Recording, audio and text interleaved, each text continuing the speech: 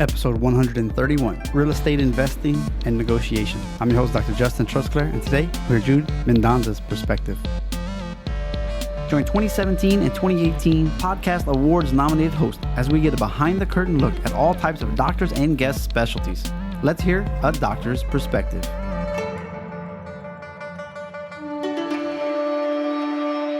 Welcome back to the show. Before we jump in, I did a riverboat cruise with the three gorgeous dams from Chongqing to Yishang, and my family went. It's very low key. It is not Carnival. It is not Royal Caribbean or above. They nickel and dimed you like crazy, but overall, still it was fine. You know, we just paid some upgraded packages so we can do the things that we wanted to do and feel less nickel and dimed. But very relaxing. It was great. These gorges, pretty cool. You can see how high the water could be versus how high it was. That was pretty impressive. And it's the biggest dam once you finally get to that in the world. It's like 2.3 kilometers long. And there's actually took 17 years to build. I was like, dude, that's a long time. But then when you see the actual entire project, there's 4 dams and whatever. What's cool is got to meet a bunch of foreigners. As you know, there's not very many foreigners in this town at all. In fact, it's just me and then the occasional person that shows up. Really fun to just kind of kick back and talk. What do you do? How do you do? Where have you been? You know, all that kind of fun stuff. So what was interesting too was that a lot of them were doing a 16-day China tour, and this was part of their tour. So you make the best of it. You have fun. We ended up doing the Cupid Shuffle. You know, we played that music one night after the talent show. So we all had a little fun. Well, anyway, let's get back to the show. Jude joins us today. The good news is he's not selling a coaching program on real estate. Just wanted to say that up front. He's discussing his own investment strategies and what he uses for that. But another thing that he does is he's got a cell phone business and he's got different locations in different states. So I think he has a wide range of commercial leasing, being the landlord as well, buying 50 plexes, 8 plexes, and even commercial spots of 20, 30,000 square feet. So he's going to go through all of that. What should we look out for as a tenant? What kind of build out can we do? Is there any way to get out triple net? Then he switches it at the same time and says, well, if I'm a landlord, these are what I'm looking for as far as a good tenant, why I would choose to spend the money on these things, where I'm willing to negotiate. And then, like I said, we're going to go into why he's not a big fan of single family homes as rental properties and would prefer anywhere from a 4-plex condo and higher. And we go in the ins and outs of all of that. Really, it should get your mind thinking, okay, this is the financial series. We've talked about student loans. We've talked about life insurance last week. And we had investing 101. So this is another piece of your portfolio, diversification. Some people are definitely hey, man, forget the stock market. Invest in real estate. Use other people's money. We'll figure out what that means. And then how to find distressed properties. He wasn't going into that too much. Kind of gives a laundry list. Because let's be honest, once you start getting into that space, there's so many people selling you programs. And like he said, if you're interested in that, just hit him up on social media and he can at least advise you to people that are good and not just going to take your money. So strap in. All the show notes and transcript can be found at adoctorsperspective.net/131. Write a review at .net/reviews. Speaking of reviews, Bachman Dan wrote, Dr. Trosclair hosts an excellent chiropractic podcast. Great variety in topics, range from clinical to marketing to recommendations for students. Very informative. Thanks, Doc. Keep up the great work. Thank you, Bachman, for that. And as always, if you write a review, I'll give you a shout out as well. Let's go #behind the curtain. Live from China and Montana. Today on the show, we're going to wrap up our financial series talking about real estate. And on the show today, we have not a real estate agent, which is probably a good thing because they're so limited a lot of times. They got all these regulations. You can't talk freely. But he is not an agent. So I think we're going to get even more information than you can legally get otherwise. He also has businesses outside of that. He's a published author. He does a little bit of coaching. He's got some tech businesses as well. So he's a really well-rounded guy. Please welcome to the show, Jude Mendonsa.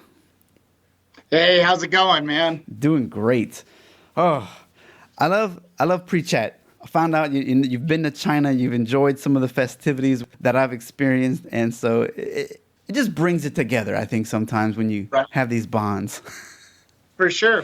Yeah, it makes it more relatable because, I understand some of the stuff you're going through there and how awesome the experience actually is, how crazy it actually is. And also something else I didn't think about right away, but, the time difference.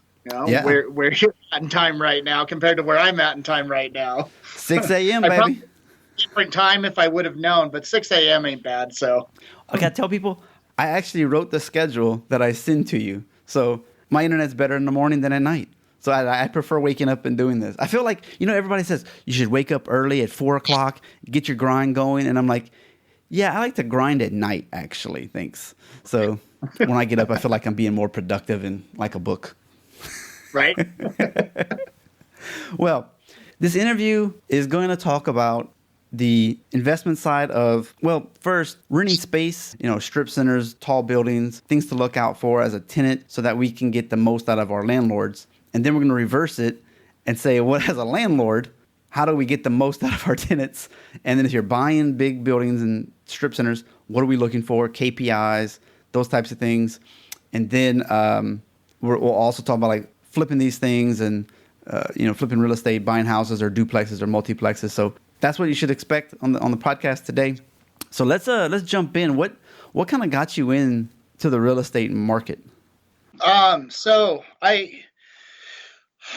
I've always understood, if you want to be successful, you want to be rich, you want to be the best at whatever it is that you enjoy, learn from those people. So from studying people, I always saw that there was one thing that all the wealthy have in common. People make money in so many different ways. They have a big steel company, they've got some online thing, just all these different ways. But the thing they all have in common is they all invest in real estate at some point. And you start looking into it, it's very stable. Yeah, we've had housing crashes, things like that. Sooner or later, it always comes back, though, because people need a roof over their head, or at least people want a roof over their head. This is something from all the way back at the beginning of time, that we very first started out with, trying to build a domicile, trying to build a place to keep us out of the weather. So it's a very stable investment. It's something all the wealthy have in common. So it just made sense to start figuring out and trying to find a way to get into it. I heard the profit or the point of real estate is you got to get it at a good price. That's how you become profitable. You can't worry about the sale later on. If you can get it at a good price, then that's how you win. Is that true to you? So that actually works in all sales. It's not what you sell something for, it's what you buy it for. If you're buying a watch to turn around and flip later, it doesn't matter if you're going to sell it at $4,000, $5,000. It matters whether or not you buy it at $3,000 or $2,000. Yeah, same thing with property, You want it to cash flow now because you're renting it. You need to be able to buy it at the right price where it is going to cash flow. You want it to be able to withstand through a downturn. You need to buy it at the right price for that. So 100%, what you get it at now is definitely one of the most important parts. There's also the aspect, though, of being an investor, a buy and hold investor. Price doesn't actually matter. Terms matter in dictating the terms. So I don't mind paying full retail value for something if it's on my terms. If I dictate a commercial property that's normally on a 20-year term, we do it at a 40-year term at this interest rate, but then maybe there's a buyout after 10 or 15 years, something like that. So if you can manipulate things in the terms, then it doesn't really matter what you're buying it for. Especially if you can double the term length. My goodness, that would be like right. Your note just got cut in half, so you can actually make cash profit each month. Mm-hmm. Yeah. 100%. Okay. Well, let's jump with the easy stuff first because I'm already excited about what you're talking about. But then we have to reverse it all back. So, because I know there's an important aspect when you're trying to buy a piece of real estate for a commercial. You're looking at how many tenants they have available and then what's empty, what's the turnaround build out for the tenants. And there's like all these little numbers and like arithmetic. You're supposed to use algorithms so that you can find out, yeah, this is actually worth it. I don't remember what they were because I only read a little bit of book about it. And I was like, oh, that's really interesting and above my pay grade. Right. But let's get meat and potatoes. We're all a bunch of doctors. We're typically leasing space for the first few years, if not our entire life, depending on what city you live in. So what are we looking for? What's negotiable in a lease as a tenant? What's negotiable lease? Okay, so yeah, you're talking commercial spaces here. Okay, right. So all right, got to get my mind on it. So I invest all over the place. My preferreds are commercial and bigger apartment buildings, things like that. I don't like single homes, which we can get into that later if you want to know why. But so with commercial stuff, almost anything's negotiable. Just like anything in life when it comes to business, there's always room to talk on the table and negotiate. But before I got into everything I'm doing, I used to own a chain of cell phone stores. We spread from Montana out into Washington. And when we went out to Washington, we actually negotiated a really awesome price for the area where we were in Tacoma, but we did it by doing a really long lease with them. We knew we could do a really long lease because it was a business that survives downturns, things like that. So we knew it was going to be in there for the long haul, so not a problem. A lot of my spaces, though, with, again, sticking with the cell phone stores, like even in Montana, some of the places we've rented is you find something, maybe it's not up to par where you want it, or you have to go and do things. So you can, negotiate, hey, we're going to come in, we're going to be good long tenants, but we have to remodel everything. Well, that's going to cost money, and I can't pay you rent out of the gate because of that. So give me the first 2-3 months free, but I'll sign a good lease for you, 1 year, 2 year on top of that. But that gives me the money and the cash flow to be able to come in and do it. Some people do things like flooring credits, things like that. Like, oh, hey, the place looks really nice, but I would like a different floor. If I put it in, will you give me a credit on the rent? And as a landlord, you're like, okay, yeah, I can do something like that because it's going to bring in a good tenant. And then even if you move out, I've got a brand new floor, which will help me rent it later. So. And then do the tenants, the landlords typically, if they spent $30,000 to build out for you, just include that into the rent over the next 5 or 6 years, though? Is that pretty standard? No. What I've seen, if they're doing the build out for you, is, probably on smaller projects, they'll do something like that. A lot of things, though, and I've never had anybody build out. We always had our own team, things like that. So we'd hire our own crew and everything, then just negotiate something on the back end, like the free rent or getting a rent credit right away. From small things that I have seen, though, which I haven't been very privy to, a lot of it is, they tend to just get it charged right away. Hey, okay, if we got to come in and do this for you, we got to pay for it. So it's got to happen in the first couple months that you pay that back. I'm sure there's probably some landlords out there, though, where, they're sitting pretty. They've got plenty of profit coming in on the building. They're like, yeah, we can break this out over a year. The problem with that, though, is the failure rate of businesses. If you do $10,000 worth of maintenance, repairs, whatever for somebody, and you're expecting them to pay it back, and they go out of business after 3 months, and you were, on a 2-year thing, you're not going to get your money back. Now you're taking them to court. So, the risk reward sort of thing. Right. Okay. Because I think on my situation, it was there for like 12 years, and then I was going to be there for another 5. And so they just rolled in. I was like, dude, this got to be remodeled. It had like a New Mexico Aztec vibe to it, like with those wrought iron lizards. And I was like, no, I'm not into this at all. Like the lease went up. I was like, we were doing everything. And luckily, so that's cool that we were able to do that then. Right. And then again, once you're a long-term tenant and they know that you're going to be there for a while, there's a lot of people, landlords, that'll just work it out with you. Like I know, so we're in one of my commercial buildings right now. It's 32,000 square feet. I have a guy, he's like, hey, I want some new carpet in my office. You know what? I'll give you a rent credit on that, man. I'm not going to hire the people. I'm not going to pick it out. I'm not going to spend the money on it. You get all that done. Bring me the receipt. I'll give you a rent credit. The guy's been here 10 years. He's going to be here longer, obviously, because he wants new carpet. So why not take care of him on that? Okay.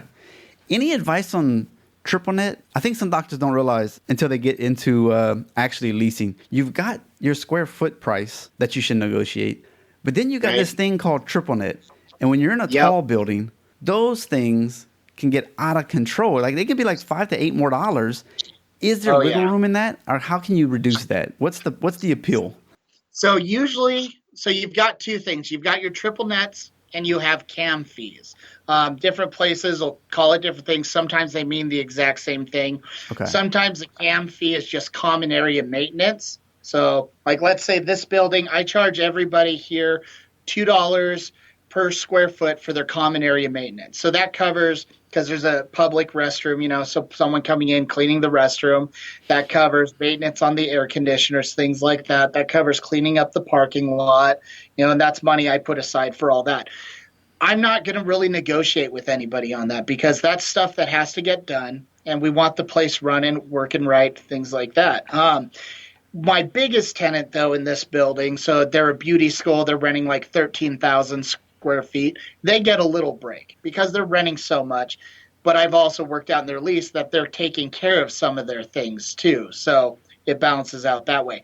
Triple nets, especially like anybody in the bigger areas, Chicago, New York, places like that, Phoenix, you're not going to get any of that negotiated because the rent, yeah, you can do something on that. They want $22 a square foot, 18, 15, whatever. You might be able to negotiate, hey, I'm going to do a 5 year, get me down to 14, something like that. Triple nets, though, triple nets covers the common area maintenance and it covers the taxes and the insurance. Like they're making you pay for everything, which is why it's great to be a commercial landlord. But, but the taxes don't go away. The insurance doesn't go away. That's a hard cost to them. So they're not going to negotiate with you on that. As a landlord, is there a markup on the triple net? There isn't supposed to be. I mean, there's no rules about it. At least in Montana where I'm at, there's no rules about it. So don't quote me. I'm not a real estate, realtor, business realtor, anything like that. I'm an investor, so I don't have to pay attention to that stuff. There might be some places where there are rules about that, though. But as far as I know, I mean, honor-wise, usually what they do, so like one of my cell phone stores was in a pretty big strip mall here in Billings, Montana, where I currently am. They had a triple net lease, went all the way around, but they would keep track of everything. All that money would go in an account, and it would all get spent. And like, let's say one winter, we didn't have a lot of snow, so the snowplow didn't get used as much. So there was extra money. So that went into the next year's fund. And they would record that and everything. I'm sure there's plenty of landlords, though, that probably pocket that, spend it on their vacation, whatever. So all just depends on the landlord. How honest are they? How much do they care about their building, their tenants, and staying profitable? I think the place I was at did the same thing. We had a ridiculous snow here one time, and so we had to owe more the next year. But then it balanced out because they'd keep it more legit, which I thought was okay, cool. Because whenever you have a bunch of snow all over the place, you just want it gone. And that's the thing, if you're going to be a commercial investor, you want to be like that because you don't want to take advantage of your tenants because they're going to go find someplace better. And you want to show you're actually taking care of the building and everything. And when you're giving them records like that, then they feel like a partner in the building and like they are being taken care of. Why are they going to want to move? Like my tenant who came about the carpet. Took care of him on that. We've been honest about everything, handled any problems that come up. That guy's already been here 10 years. He's going to be here another 10 years because of something like that. Yeah. That makes us, as a tenant, really mad when your rent goes up every year and then you notice, dude, you don't even get to plow out there in the winter. You're not keeping track of the flowers. My air conditioner breaks. And, you just feel a nickel and dime, then you're not even getting anything for it. So at least when you're getting taken care of, you're like, all right, I can justify that. And now it costs me $500 more a month in year 3. Is there a percentage increase? This is what's nice. You have both sides. I don't want to pay much, and you want to maximize. So what is a good number of increase per year in rent? So again, that's going to kind of go according to the area. Up in the Montana area, for example, we're right around 6% per year. And per year or per every other year. Depends on what lease you do. So all my people in this building that we're in, they're every 2 years, it goes up 6% because that's about inflation, 3% a year, is what we think. And you have to do that. It has to happen because my taxes went up. My insurance went up. Utilities go up. Everything goes up. The cost of bringing out the AC guy goes up. I mean. But we already paid you that in triple net.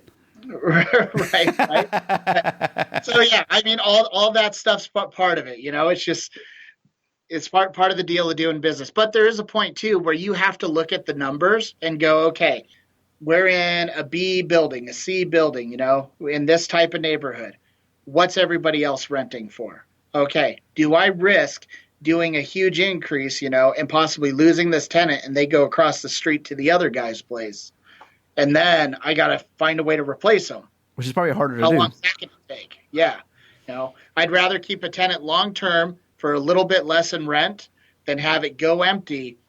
Have it empty because commercial is harder to fill than a house. Somebody needs a place to live. They don't need a place to do business. So it could take a week. It could take a couple years to fill a spot. That's a lot of money lost over nickel and diming. So you kind of want to be honest. You want to play it smart. You want to see what the market's doing and balance it out. Is there any way to not have a personal guarantee when you're signing a lease? Yeah, just negotiate it.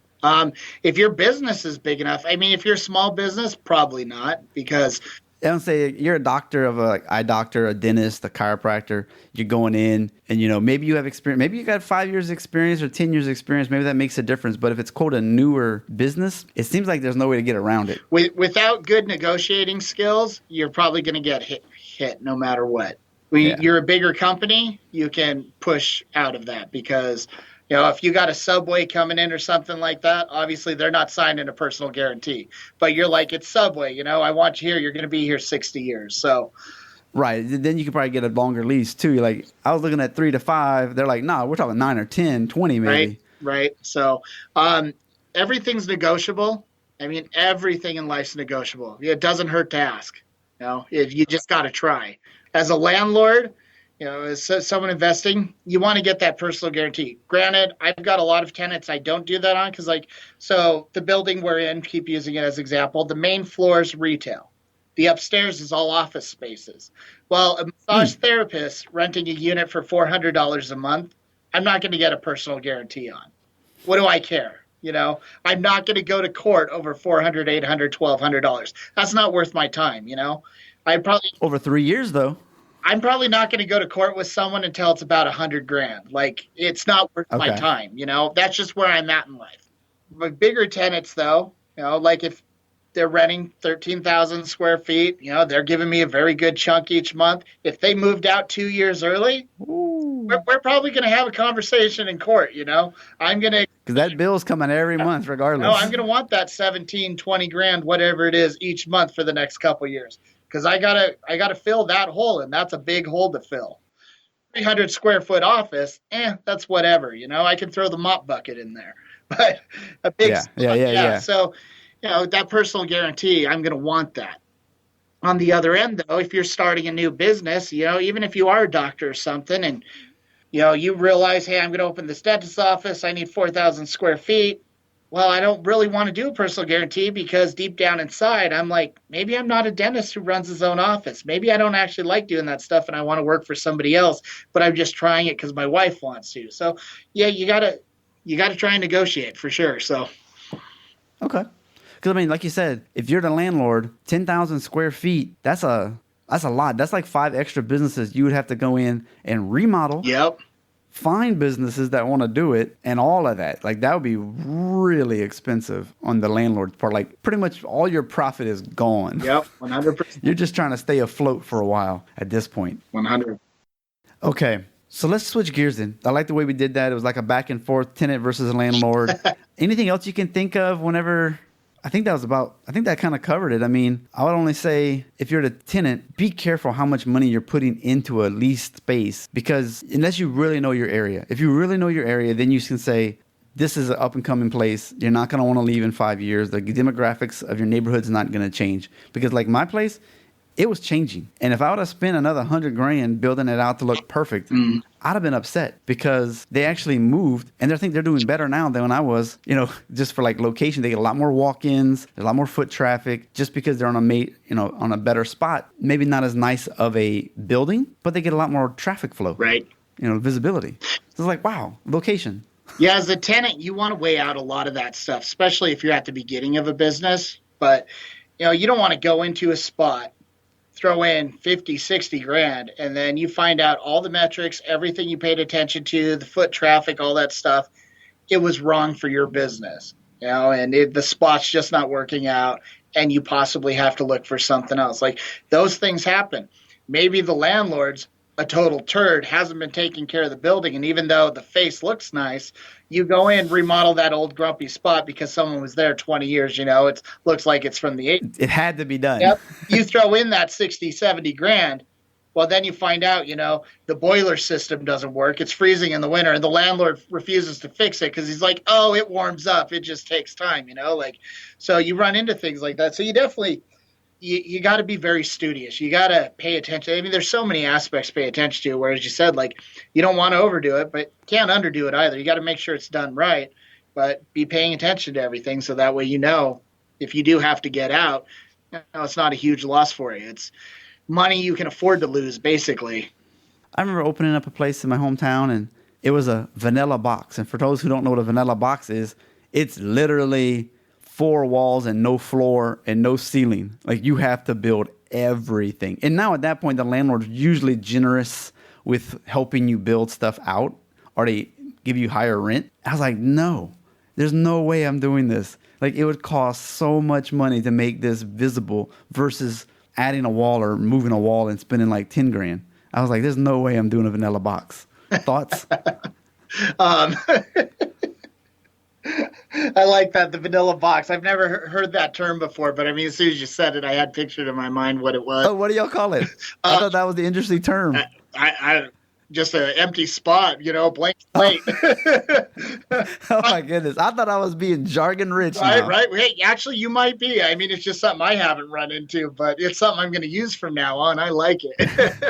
But yeah, that's one of those things. Yeah, there's a lot of places, especially when it comes to newer construction, where they'll build something up and it'll just be that blank, long unit just done up. Might have the flooring in there, but that's it. There's no walls because they're leaving it open for the tenant to come in and decide. Now, a tenant who's going to take over that, like a Jimmy John's, they're going to move into something like that. And obviously, they're going to build it the way they want it because they need it, Yeah, they're excited to do right? that. As an accountant, you go in there as an accountant, you're like, oh, man, this is a lot of work. Like, I don't know if I want to do this. And that's where they have the signs up, oh, build the suit, so they're going to negotiate something out with you because, yeah, you're not going to want to do all that. And you're going to want to get it figured out. But then on their end, they're going to figure out a way to charge you, whether monthly or over the next couple of years, get that personal guarantee and everything like that. But above market rate for the area is what I noticed too. Especially this place. I was like, no one even knows this strip center is around. Like, you pick the worst. You're like, this is the only place available, quote, downtown. And it is off to the side that no one drives on. It's like, you crazy trying to charge that kind of money. I was like, it was more than what I was paying in Colorado. I was like, that's nuts. It's super expensive. Right. Me and my buddy, you always compare numbers sometimes, and I'm like, my goodness, just on the savings he's having right there, he's going to outperform me right every day of the week, unless I can make that much more visits per month or something. I was like, this is crazy. It just made me realize how much it matters if you can pick the right spot. I've wondered about the Colorado market, especially Colorado, California. Obviously, they've been dealing with it forever, but they got kind of the space. But you got Colorado, Oregon, Washington with the legalizations of marijuana, because now people are buying up warehouses. They're using it up. And oh yeah, new things. So like places that were empty, now there's a boom in the economy. Businesses are opening up. You got weed shops opening up. You got bakeries opening up. You got supply centers opening up. Like, everything's getting filled. So, man, commercial real estate, that would be a spot to be in. Not now. Like, everything's expensive now. But, I mean, 10 years ago. A couple years ago. And then, yep. Like, oh, you'd be making money now. And you're charging premium because a lot of people don't even like renting to that store sort of stuff. So, like Montana, we have medical marijuana here. A lot of people won't rent to it. I want more warehouses to rent to those guys because you can charge them a premium because they know no one will rent to them. So, you got to. And they're probably there for a while. Yep. You got a blank steel shop as long as they don't get raided. But you got a blank steel shop, normally, let's say you're renting $1 a square foot. Well, to those guys, you're renting it out for $1.75 a square foot. Because they're not a mechanic, they run some risk and everything, and no one else will rent to them. So why not? Yeah. As long as you're not covering the heat bill, You're good to go. I heard that's expensive. All right, let's switch gears. We've been in business for a while. We're like, yes, we got some cash flow. I've been saving for this. It's time to buy a building and do I don't know how you set it up. I'm going to buy the building as Trosclair Real Estate, and then I'm going to lease it out to Trosclair Chiropractic, and the other 6,000 square feet, I'm going to divvy it up, and they're going to pay my mortgage on this thing. Woo! Right. Now I'm a landlord and saving all this money and paying myself rent and yada, yada, yada. Right. Okay. Let's talk about commercial. However you want to do it. I like the idea of duplexes and quadplexes because once you jump in, you got 4 rents for the price of a little bit more than a single family house. And as long as you can manage the monthly payment, I think you're pretty good. But how do you want to tackle this first? Is it all in one, or do we need to separate it out? Yeah, if we can separate it out. I kind of want to hit what you just said on the residential real estate there. Let's do it. Okay. Let's be investment brokers instead for now. Perfect. So, okay, residential. Here's the problem with the single family homes. And I own a few single family homes. I think I have 13. So A few. just a couple. The problem is, and I picked up a couple over the last year, and not by choice. They were kind of just thrown at me. I hate single family homes, and here's why. Let's just give a fair price, across the country. We'll say you bought this place for $100,000, okay, and you probably get it on a residential loan, but let's say it's on the commercial loan because of how many properties you have and everything. So you got 20 years, let's say 6% just to make it a little high. So what would that be? Probably around like $720 a month is your mortgage payment. Okay. In my area right now, 2-bedroom, $100,000, but not the most beautiful place. You rent that for $900 a month. Okay, you're making profit on it. $184 a month in profit. That's cool. Not including maintenance, taxes, things like that. So let's say all that thrown in, you're at $800 a month, and we're renting it out for $1,000 a month. So you got that $200 a month in profit. Awesome. It's cash flowing, and every time the tenant makes a payment, you're paying on the mortgage. That's building that equity, your savings account. So you're building wealth while getting immediate cash flow. We love that. Here's the problem, though, with the single family. They move out. They were great tenants, had them for 3 years. Okay. You got to do just little touch-up stuff, throw $500 into it. That's nothing. Awesome. Okay, it's going to take you 2 months to recoup that in profit. Well, it also takes you 3 months to get it rented. Okay, so you lost all that money, so that's going to take you longer to get recouped on top of that $500 you put into it. These people you put in, they're great. They're doing awesome for 6 months. Well, guy loses his job. Catches his wife cheating on him, something. Family starts breaking apart. He's drinking. They're fighting all the time. They're no longer cleaning up. Holes are getting punched in the wall. Place gets destroyed. You have to evict them. That takes another 6 months. You're a year and a half into this total mess. Get them out. Now you have to throw 15 grand into the place to get it cleaned up. Plus the amount. You've already lost all the profit for the last 2 years, right, from missing 3 months of rent and 2 months of paint. Right. For $500. Like, people don't realize a margin of $180 minus taxes is not a lot. Nope, not at all. Not at all. So not at all. Now you look at the opposite of that. Let's do an 8-plex, for example. Okay, so you pick up an 8-plex at $400,000. Hey, what's an 8-plex for those who are like, what? 8-plex. So a 4-plex, 4 units, 8-plex, 8 units. Which means 8 apartments. 8 apartments, yep. So you pick up there you go. Thanks, Jude. 8 apartments, all 2-bedroom, all renting, let's say, $800 a month. So that's $5,600 a month. Well, you bought this building because you're an investor like me. You know how to find someone with a problem. If somebody, they died, divorced, whatever, or they just hate real estate, they don't like dealing with tenants. So you pick up this 8-plex on a deal, $400,000, okay? So our payment's $2,800 a month. We're making $5,600 a month, okay? $1,800 in profit. We're doing much better. Something goes wrong. Let's say you have one of those bad tenant situations. You have one unit that's just empty because it's empty. Sometimes that happens. Another tenant issue. Get rid of him. Those other 6 units are still paying for the place. That's $4,800 a month. You're only at $2,800 a month. Plus, add in taxes, insurance. It's still profitable. Even if 3 units go out, it's still making a little bit of profit. 4 units go out, it's paying for itself. So it's a thing of numbers. So I like looking at, 10, 20, 50, 100 unit apartment complexes because of that stuff. My single family homes, horrible investments. One thing goes wrong. How long does it take me to recoup that? Big apartment complex, hey, something got flooded. We lost 10 units. Going to take some time. That's okay. Everything's still paying for itself. It's still cash flowing. We're still building equity. Life is good. So what kind of empty rate?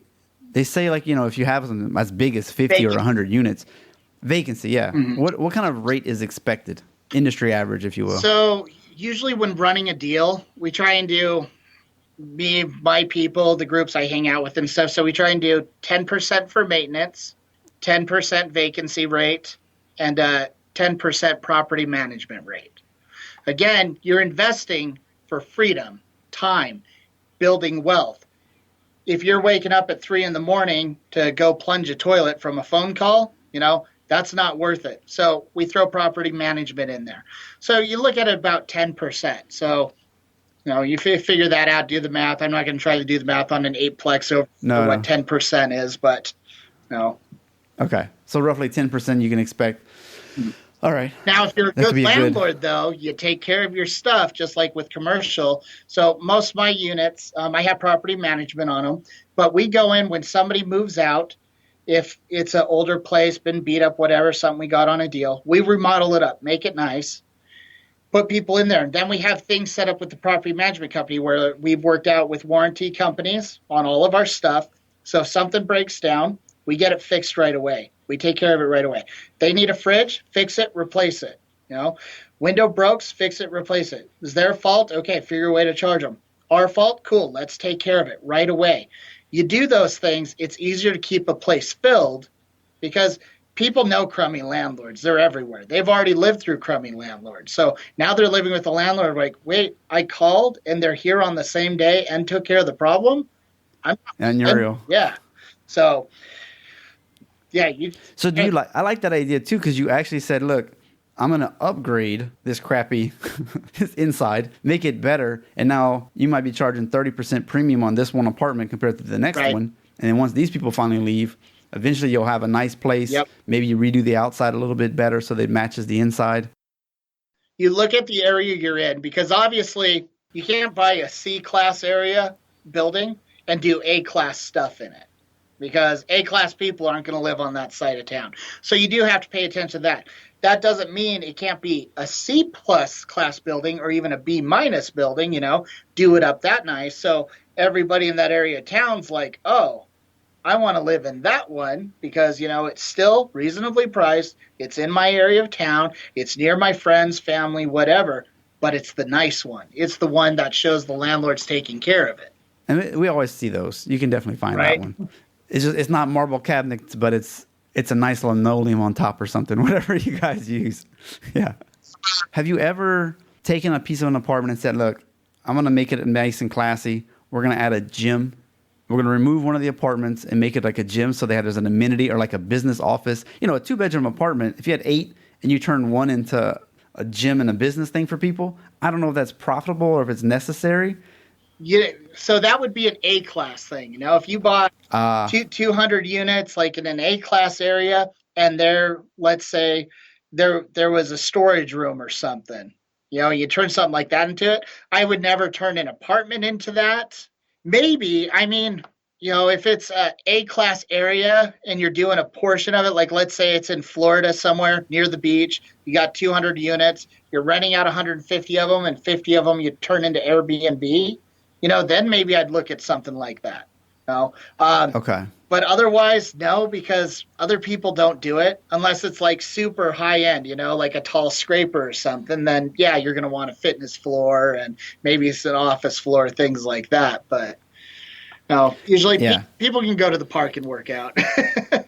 Yeah, okay. I've been in apartment complexes before where they have them. Right. And sometimes you're just like, why'd you even waste your money? Because, they can put it on their flyer now, but you look at it and you're like, well, if I'm really in a budget crisis, I'll use your gym. But other than that, I'm going down the street. It's a marketing tool. And I've been in places like that growing up that were in C plus and B minus neighborhoods that had them. And you can tell it's a marketing tool. And the equipment's not that great. They don't really have all that stuff in there. The person who's going to go out and work in there is the, 58-year-old man who's out of shape, but wants to feel like he's doing something, Yeah. So, yeah, I wouldn't waste time on things like that. I have added washers and dryers, coin-op to places, where it's like, okay, there's not a washer and dryer ability in any of the apartments.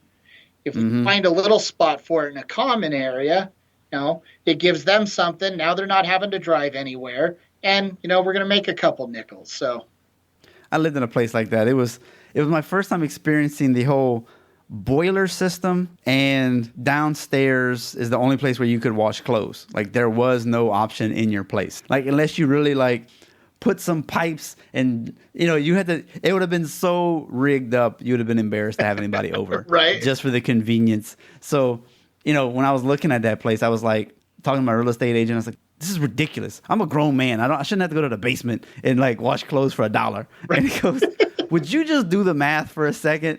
He's like, what's a washer and dryer cost? Okay, How often do you wash clothes? What does it cost to do that? He goes, Right. stop being an idiot. I was like, all right. Right. Massive savings. But it was just the point. I was like, I'm a grown man. I don't want to go to the basement. Right. Especially when it's a creepy basement, and then you don't know who's rifling through your stuff. And Yeah, you're not staying there for an hour in a hot, unair conditioned area. Like, nah, I'm gonna go back to my condo, wait around, and come back, Right. hoping nobody stole it. What ridiculous. Okay, we're looking for a big complex. What's a normal rate that you have to put down? Because an eightplex, we're talking what, 300,000-400,000 maybe. That's a pretty big chunk of money. But you could put zero down? why not? How's that even possible? This ain't Every 2004. Everything's negotiable. So I'm different than I'm not a realtor again. I don't play by the rules. I do things differently. I'm a real estate investor. So I don't use my own money for any deal. Again, I'm going to use the building we're in as an example. Okay. These people own this building for a long time. They had inherited it. Okay. As you own a commercial building, depending on how you do your taxes, most likely you depreciate it. So you depreciate it over the 20 years that you're able to. Well, if you ever sell the building, Uncle Sam wants that money back. Now, there's different tax things you can do and stuff, like do a 1031 exchange, throw all your money back into a different property. But if you don't have that set up, when you sell, you're going to have to pay a huge chunk back. And on a, $3 million building, that's going to beat some things up. That's a hefty penny to pay back. I find people, again, who are in trouble, who are struggling, have issues like that, okay? These guys enjoyed the cash flow of the building. They didn't like the maintenance of the building and the calls and the dealing with tenants, things like that. So they want... Isn't that why you pay somebody to do that? A lot of people don't. A lot of people... It's only 10%. It's worth the 10% loss. A lot of people believe if you want something done right, you do it yourself. And because of that, mom and pop businesses never grow. You see it all the time, right? The business lasts as long as the old man's around, and when he dies, it goes under. It's gone. Brother, I ain't plunging the toilet. Yep, because they didn't build a system, a process like McDonald's, where Ray Kroc was like, I'm not doing it myself. I'm hiring people. If they can't do it, they're fired. I'm hiring the next guy. So you find people with problems like that, okay? So these people had this property. They want the cash flow still. They don't want to do that. Okay, let's work out an owner finance deal. You be the bank. I'll come in, I'll handle all the stuff you don't want to handle. I'll treat it as my own because it is going to be my own. And I'm going to write you a fat, $17,000, $15,000, $13,000 check every single month. Okay. Well, I do want some money down. Let's say they want some money down. Okay. Well, what I do as being an investor, I don't like using my own money. I know Dr. Justin, doctors sitting with a lot of money and stuff, whatever, other business people with a lot of money all want a better retirement. They want some cash flow, but they don't have the time to do it. You guys are busy. Hey, got this building, want to bring you in on, give you a great return or maybe even make you a partner on. We need $100,000 to put down. Oh, okay. So you give me the $100,000 to put down. We work out whatever deal we do. I give these guys $100,000. Then we take the building, get it running and going. Do that for a couple years. So like this building here, I bought for 1.4. We did some stuff to it, got the rents raised up, filled up some empty units. We got an appraisal at $3.2 million. Okay, well, we just profited over $1 million on the property. We're going to refinance it out, buy them out, take that money, go invest it in some other properties. That was money I never had. It automatically goes somewhere else. So that's how you start building the wealth and everything. But that's how you can do it with no cash out of your own pocket. Partner with other people. There are deals, though, where we've done it without any money at all, not even using other people's money. So like how I told you I had 3 houses thrown at me recently, single families. I try and stay away from them. 2 of them were family friends I've known forever. Just down on their luck. Bad things have happened. Okay. We'll take care of the property, make sure it doesn't go into foreclosure. You don't lose it or anything like that. The one, we did an owner finance deal. The other, we did a thing called the subject to. In every mortgage, there's a code in there called subject to. You go to a lawyer, they fill out the paperwork, boom, it's in your name. You take over the loan, don't have to go to the bank, anything like that. So there's a lot of strategies, a lot of great strategies. If you're willing to, look for people with problems and help them solve the problem where you can get into something.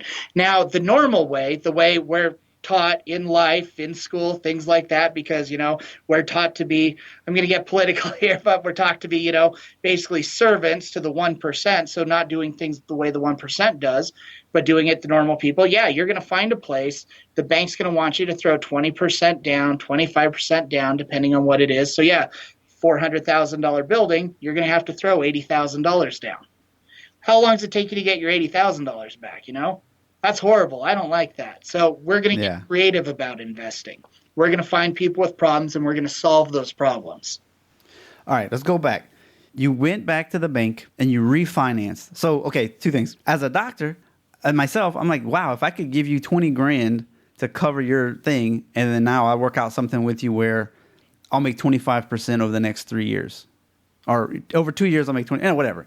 I want 12% on my money for the next 5 years, and then I'm done with you. You can write me out. That sounds great to me. I didn't have to do a darn thing. You did all the work. I just gave you 20 grand and I made 12% a year. That's better than my stocks. Right. Fantastic.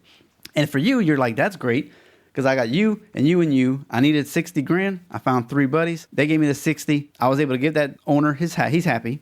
I'm like recapping in my head. So this guy's happy. And they said, look, but you, the new owner, Mr. Jude, I still want 10 grand a month from you, even though you're buying it from me. I want 10 grand a month for the next 6 years. And you're like, cool, because I'm supposed to be making like 25,000. So I'm still making money. And then after like a year, like you said, you got everything situated. You go back to the bank and say, hey, it's worth 3.2 million. Refinance it. Now you owe $3.2 million. Let's just say 3 million. Now you owe $3 million to the bank, but technically you got 2 million free. So you can go out and buy 5 more commercial buildings with the other bank's money. And then now that's how once you get a deal like that, all of a sudden your empire can grow pretty quickly if you can find distressed properties over the next 2 years. Exactly. Is that kind of accurate? Yep, 100%. And for anybody listening, and I don't know if you've read any of these books, but you look at like Robert Kiyosaki's books, Rich Dad, Poor Dad, Cash Flow Quadrant, and then even watching like Grant Cardone videos and stuff where he talks about he wished he would have understood real estate earlier because he would have been a billionaire quicker. He would have already been there because there's nothing that builds wealth as fast as that. And that's why, if you do it right, if you do it the traditional way, throwing 20% down, going to the bank, things like that, it can still happen, but it's going to take time. And the problem with doing that, you're buying things at retail. Like right now, where I'm at in Montana, we didn't get hit by 2008 the way everybody else did because we were already such a cheap state that people that were in suffering states were moving here. So that's boosting the economy. And we had oil all around us. The Bakken, if you hadn't heard of it, the Bakken, one of the biggest oil finds ever. We were exploding. So we're kind of like the poor man San Francisco, I want to say. Like our housing prices are insane right now. There's duplexes that I've seen. A buddy of mine actually, I just messaged me 2 days ago, found a duplex he's interested in. I'm the real estate guy, so he came talk to me about it. $300,000. You will never cash flow on a $300,000 duplex in Montana. So you can't buy things retail. We have to find problems and solve them. And when you do that, that sets you up where, like going back to the eightplex example, I use that because I have an eightplex that I bought for that price. We got into it, puts a little bit of money down, through some investors and stuff. We're sitting really good at it. We've had it for a few years. I'm actually working on things with the bank right now to refinance it. It's valued at $600,000 now. So we're going to do that 80%. So, we're going to be in there at $480,000 when it's all said and done. So I'm going to have that 80 grand in profit plus some of that equity I've made. So we're going to have about $120,000 to go find another eightplex or something with and throw that into. Then in a couple of years, we're going to do that again and again and again and again. All right. And that's how you build wealth. I'd be remiss without asking this. How in the world are you finding distressed properties or people that are needing to get out? Like inside track? What's going on there? How long's this episode go? He's like, that's actually my $9.99 plan. Right, you can get coaching on. So going back at the beginning, when you mentioned it. So I am a coach and a mentor. I consult with businesses, things like that. My specialty, what I coach and mentor is working with men specifically on helping them to be, successful in business, in their health, in their wealth, and as husbands and fathers. So I don't sell real estate courses. So there's going to be no real estate course pitch here. Like I'm just adding value. I just want to help people be free, be out of the system. So But there's a bajillion people selling that program. Tons of them. And I can tell you who's good and who's not good. I'm connected with so many of the guys and everything over the years. I can tell you the best courses and coaches out there. That's an upsell. I don't get anything out of it. I just could lead you guys there. So if you look me up on Facebook later, I can help out anyone who's interested. But sorry, going back, what was the question? Oh, how do you find like these distressed homes? So finding them, there's many different ways. A lot of it, building relationships and networking. So like you're going to have a local RIA in whatever area you live in, which is a real estate investors sort of group. You're going to go meet up people there, just talk with them, let them know what you're doing. A lot of people start out in a thing called wholesaling, which is where you just go find properties for people. But the way you find properties, you can go talk to property management companies. Let them know you're an investor. Hey, I'm an investor. I'm looking for buy and holds. If you have, if you have any tired landlords, they want to sell out, they're done with it. Maybe the property wasn't what they thought they were. Let me know. Connect them with me.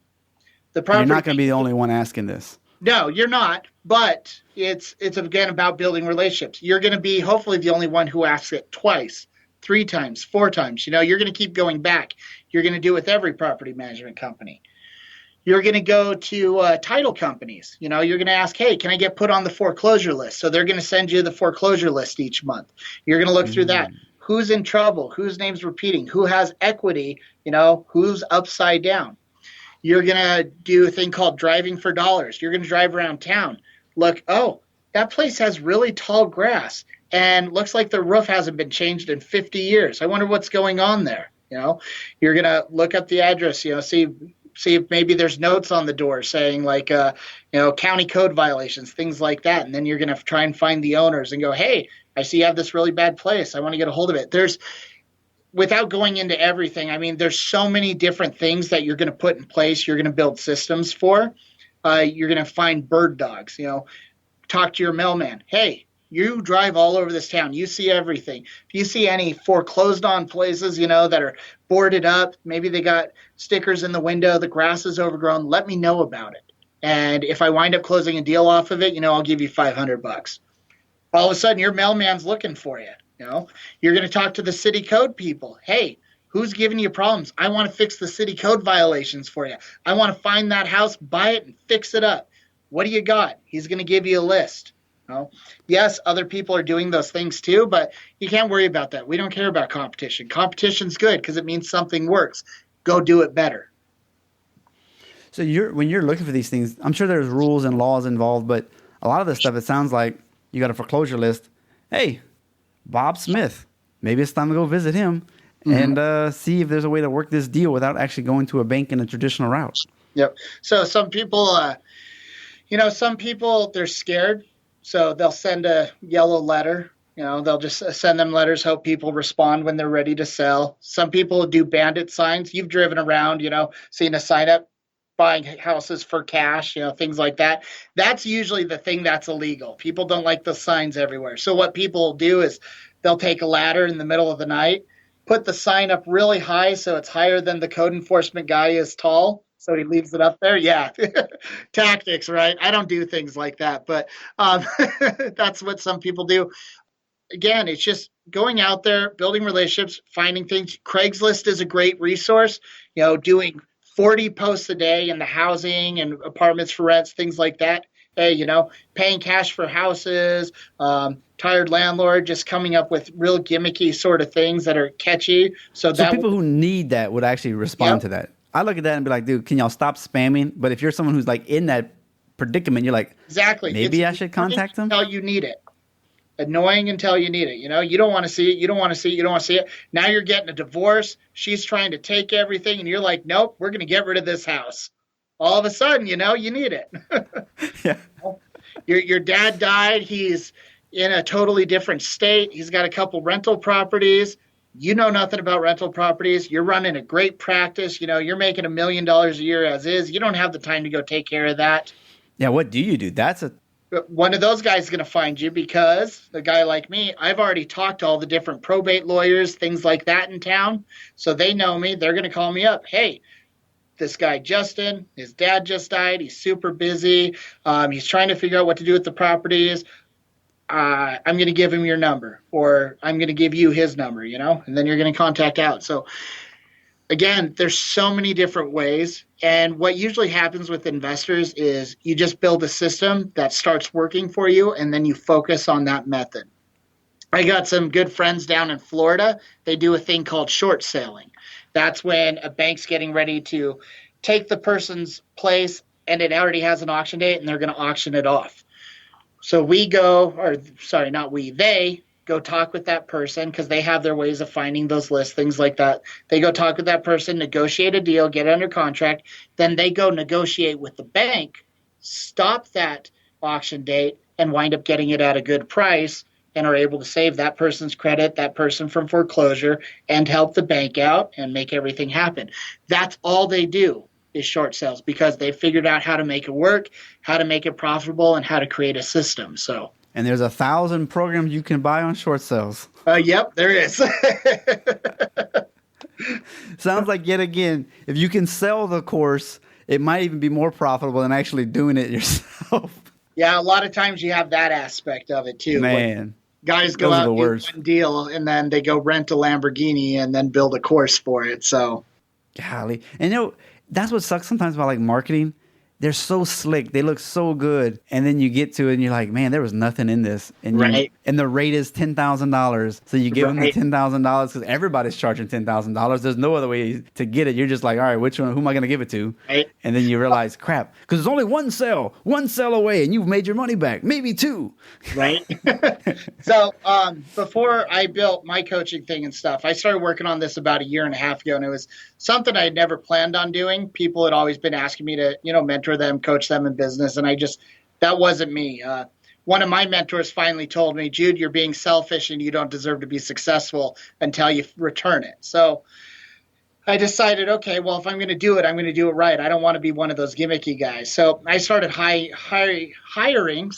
if I could learn to speak, started hiring better and better mentors and coaches. So while I was putting this thing together over the last 1.5 years, I started working with Pejman Gadimi, writer of Third Circle Theory, Radius, owns Secret Entourage, Exotic Car Hacks. Started working with Jesse Itzler, wrote 30, so NBA team, Atlanta Hawks, things like that.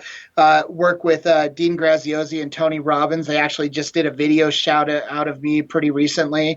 Started working with real estate developers like the Kingdom Real Estate and Tyler Sheff, just finding the most amazing guys that were so far above me, start learning from them. So that way I knew what I was going to put together was going to be real and not just a fake, oh yeah, I'm successful, look at my car, buy from me, actually build something real and get that proof behind there. Because, man, in this Instagram, YouTube day and age, there's just so much of it and it's so easy to do. So you got to watch out for that. And because of that, like in this real estate game, there's a lot of really phony investors because they're not getting taught the right things. And they're doing a lot of illegal things and saying things that actually are illegal that you can't do. And it's giving investors a really bad name because of it. Wow, that'd be horrible. I want to ask you the personal questions. Well, you kind of made a comment, like you cover 4 different things with your coaching program. So give us a couple of minutes, like what is that about and why would we hire you? Well, so why I decided to focus on men was because I didn't really have a good male role model in my life. My dad was a drug dealer in and out of prison. Him and my mom actually left me at 11 years old. And because of that, I wanted to be like him. So I kind of went that same drug route. I spent most of 16 to 21 homeless on drugs, things like that. And I have 4 boys. Those are my kids. I don't want them to grow up and go through those things. I want them to be different. So I learned I have to be different. I have to be what I want them to become if they're going to become that. You can't just want your kids to be better. You got to show them that path. You got to teach them. Well, as I started going deeper and deeper into that, I started realizing that's a huge part of the problem in America and in the world is we have absent dads. We have dads that are just so focused on whatever they're focused on that they come home, they ignore the kids. They push little Johnny and Susie aside, They'd rather watch the game. Men aren't being men anymore. We're not men in the relationships. We're not leading the family.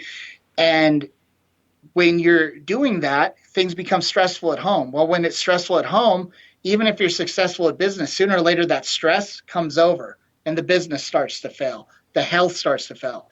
Or if a man's unsuccessful at business, he'll bring that stress home. He's yelling at the wife, he's drinking. There's all these issues. So it came down to we have to save, we have to save the male. We have to save the man, the king. We have to make him better at not only at business, but we have to make him a better husband, a better father. We have to make him better in his own personal self and his spiritual relationship. We have to make him better at his health. So, what's the point of being successful if you're so fat that you can't get off the couch and go enjoy your success? So that was the whole point, was to help men be the best that they actually can be their best self possible. There's no reason you can't have an abundance in your business, in your marriage, with your children, and in your health. What's one thing men really have problems with? Not enough sex anymore in the relationship after a while in the marriage. Well, why is that? Men are doing things differently than they did when they were first dating or at the beginning of the relationship. We get lazy. Why ain't I having as much sales in the business? We were doing so great before. Same sorts of things. So we built this program, this coaching method, to work with men to make them successful in those 4 areas, because I don't want you to just be the best salesman. I want you to be a man that's going to go out in the world and change things for yourself, for your family, for your business. Somebody that my kids are going to be able to look up to. Oh. See, perfect transition. So you're still married? Yeah. Yep. Okay. Yeah, we actually just yesterday, because my wife celebrates every moment, as 14 years ago yesterday is when we first met each other and talked. You know what? My wife does the same thing. I'm like, there's so many dates to remember. Right? I got 2 marriages. The marriage in China that didn't actually count because we didn't get the paperwork in time, and the real marriage in America. And I'm like, well, which one are we supposed to celebrate here? Yeah. Yeah. But you do those things, pay attention to them, even if we forget sometimes, but you do those things, that strengthens that relationship so much more, because she's like, oh my gosh, he actually cares. No other husband would do that. So the fact that you even know something like that's huge. In the day and age when you put in, I get birthday reminders, like, who are you? Why are you even in my calendar? So it's like, if I could just put a yearly reminder that, hey, I just get reminded. Yep. So you forget it, you do it once, and then Google takes care of it forever. Yes.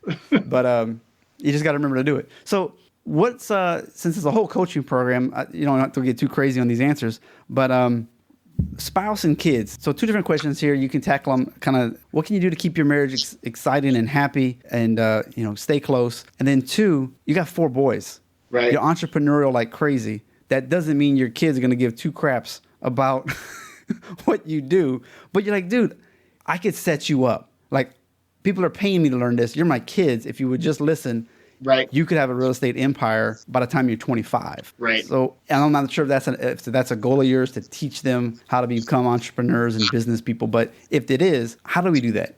Right. So, okay. So first question, how do you keep the marriage exciting? Right. Yeah. Okay. So with that one, it goes back to marriages start to fail because a couple things, but one of the big things is people quit doing the work. Love is work. It's a 4-letter word. It's not just rainbows, butterflies, and happiness. You got to put in the work.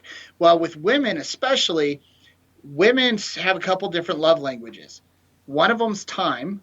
They want your time. The other's gifts. And they don't have to be big, extravagant gifts. When it comes to gifts, if you write your woman a poem, even if you were so anti-poem, she's going to go nuts. She's going to tell all her friends. All her friends are going to be slapping their husbands going, why don't you do that? Justin does that. Mm-hmm. You buy her just a card. You're at the post office one day, picking up stamps, dropping something off. They got cards right there. You just grab one.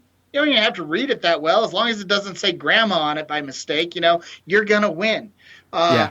I like to go to the local grocery store we have. They do 3 bouquets for $15. And they're really small bouquets, but I'll pick up 3 different ones, like a yellow flower, a purple one, and a blue one or whatever. Bring that to her. She loves it because it just shows I thought about her that day. Doing dates. If anybody follows my business page, Jude the Barefoot Millionaire Mendonsa, I've started doing a video series on Mondays called Marriage Mondays. We just did 2 episodes ago. I was showing we'd bought some paddle boards, so instead of just going out to a movie where you don't speak to each other, now we're doing an active activity for a date night where we're standing on some paddle boards, we're talking to each other, we're having fun. Man, she loves that. Like, those are the things we used to do when we dated, because when you date someone, you're trying to learn about them, you're all excited, you're spending this time with them. But then after you get married, the football game is more important. Do the work, put in that time, and that's going to build that relationship. That's going to make her look at you as the leader, as the husband, and make her want to help push your dreams, help make you successful, put in the time, the love, effort that you want. That's what's going to get you from sex, 1 to 3 times a month to 2 to 3, 5 times a week. Those are the things that the women crave. So we do those things. That's what helps the marriage. That's what helps build it up, keep it going. But again, it's work, because as men, we're lazy. We want to lay down and watch the football game. Yeah. It's actually hard to think about buying flowers. For years, I didn't do it. Our relationship at one point, we were on the verge of divorce. Just being honest with you here. And that was about 8 years ago. Now, we are so close, so tight. She pushes me on everything. She helps me with things. I've had rentals where we've had to gut the whole thing out. She's down there cleaning that whole house out, tearing everything out, working nonstop. Like, she's pushing the dream. She's a partner now and not just a wife who I have set aside. So Then the second question with the children, hit me with that again. Oh, sorry. I went long-winded on that one. You got kids, you're entrepreneurial, assuming you want that for your own kids so that they can be successful at an earlier age. How do you teach them that because you're their dad. They usually don't care what you think. So there is a Kiyosaki book, was it Rich Kid, Poor Kid, something like that. I haven't read it yet. I did buy it. It's kind of in my stack of books. I have a list, and it's in the stack, so I just haven't done it yet. So I have heard from a lot of people, and I've heard people talk about it. There's a lot of great info in there. So I'm just going to throw that one out there as a freebie. But for me, again, I'm spending time with my wife. I'm spending time with my kids. Yeah, we do a little TV, like a movie night here or there. We'll buy some snacks, things like that. But it's not TV every day. I'm not letting the TV be the babysitter. Yeah, we'll play a video game every once in a while, but I'm not letting the video games be the babysitter. We take our kids on bike rides. I bring them to work with me sometimes, let them help take part in a project. We talk about things together. My kids are young. They're 9, 8, 6, turning 7, and 5. So very close together. But I'm spending so much time with them. Like, they've even helped me put a mastermind together. I'm down in my basement. I've got like 12 whiteboards on the wall, and they're sitting down there asking questions, and I'm explaining things to them.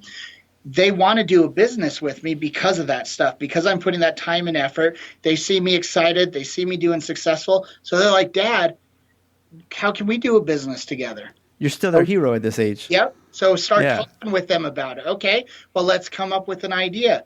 So we spent a few months coming up with ideas. We finally narrowed it down. They want to make pet toys. So now we're looking into how to do that. I'm teaching them drop shipping so they can find things on China. Yep. Do it that way. Then once we build up money, we'll start white labeling some things. So just being connected with them, putting the time with them, that's going to make them want to do it. Remember the song Cats in the Cradle? Cats in the Cradle, a silver spoon, little boy blue, and man on the moon. When you coming home, son? I don't know when, but we'll get together then. Or when you coming home, Dad? Again, as parents, Dad gets off work. What's he do? Ignores the kid, watches the ball game, or he goes out to the bar. The kids, they're in public school 8 hours a day, so they're getting raised by the government, and then daycare after that or on their own after that. So we're not putting any time into them. Again, a love language. Kids' love language is time. They want to be a part of Dad. So you put that time and effort into them, they'll grow up to be entrepreneurial. They'll grow up to follow a dream. They'll grow up to want to be like Dad because Dad put that effort into them. They won't grow up with that spite and that hate and that rage. Wow.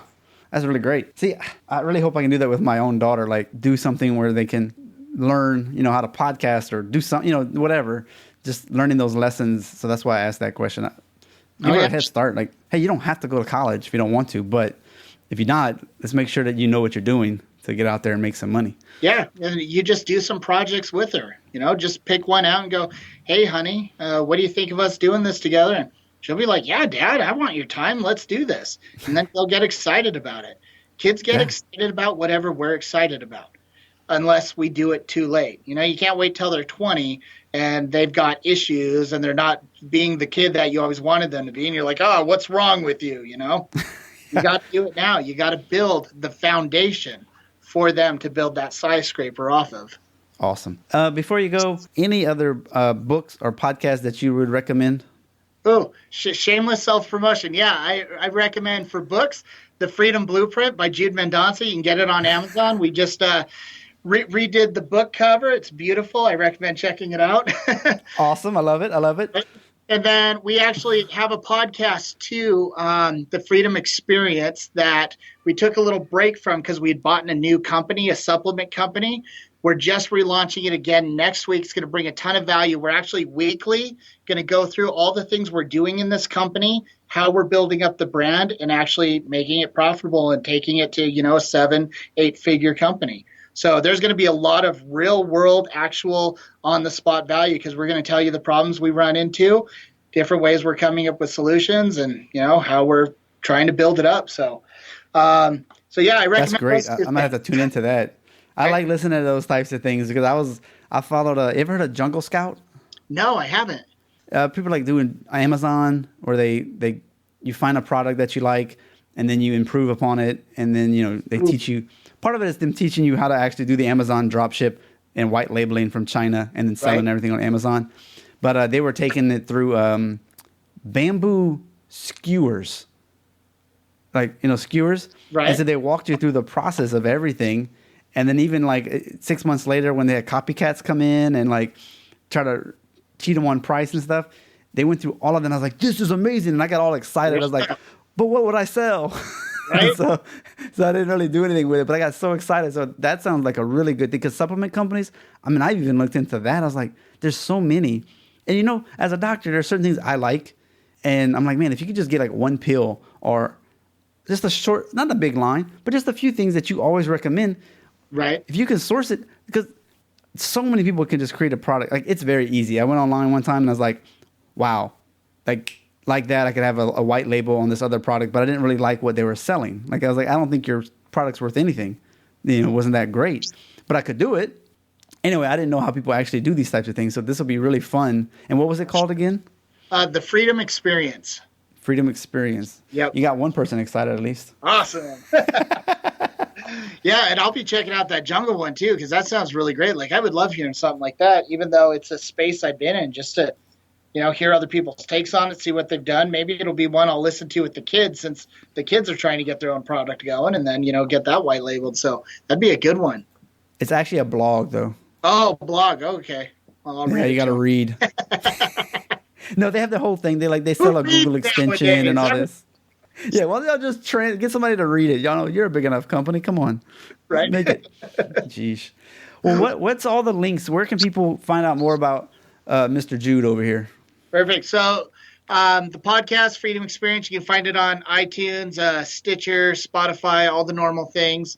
As for finding me, I do have a website, judemendonsa.com. We are going to be redoing it, though. It's kind of old, so I don't really recommend it. But you can find me online, Facebook, Jude Mendonsa, or my business page, Jude the Barefoot Millionaire Mendonsa, and just follow along from there. Invictus is our mastermind. We're just launching the website for that. So, very good. Well, I hope everyone got some valuable information. This is, to me, has been really good, really rounding out this financial series that we just finished up, your week 4. So really excited about that. Really happy that you brought so much good value and willing to go as long as we did today. Really appreciate that. So I hope people will definitely contact you through this podcast. Awesome. Yeah, thank you so much for having me, and I hope I did bring value to all. That was a powerful interview. Like I always say, please listen, critically think about it, and then implement. I know a lot of people don't always make it through the end of the episodes, but I encourage you, if you made it here and you talk to your friends about it, encourage them to do it. I think the family and vacation and the home life balance part at the end is important. It's something that I didn't get in a lot of those other podcasts that I was listening to. So check them out. Minisodes, Thursdays and Saturdays, those come out. Let me know what you think about that. If you have any episodes that you want me to do for the audience, just send me a message on Facebook. Justin Troskler, MCC, is the official page of everything about me. You can find the books, the Acupuncture No Needle book, the Today's Choices, Tomorrow's Health book that talks about weight loss, exercise, dieting, and financial health. You can get free chapters at .net/chapters or /NA protocol. So that way you can experience the book before you buy them. If you're interested in the interviews that I've been a part of, where the roles have been reversed, it's .net/asheardon. The resources page on the website has all the products that I recommend, and there's some deals for some of those. So check that out. And as always, if you click any of the hot links in the show notes page for books, we get a little piece of that, and we appreciate that as well. The .net/support is the webpage if you want to buy to host a cup of coffee. And lastly, reviews are always, always appreciated and so grateful when you get them. So that's a doctor's perspective, .net/reviews. Y'all have a great week. We just went #behind the curtain. I hope you will listen and integrate what some of these guests have said. By all means, please share across your social media, write a review, and if you go to the show notes page, you can find all the references for today's guest. You've been listening to Dr. Justin Trosclair, giving you a doctor's perspective.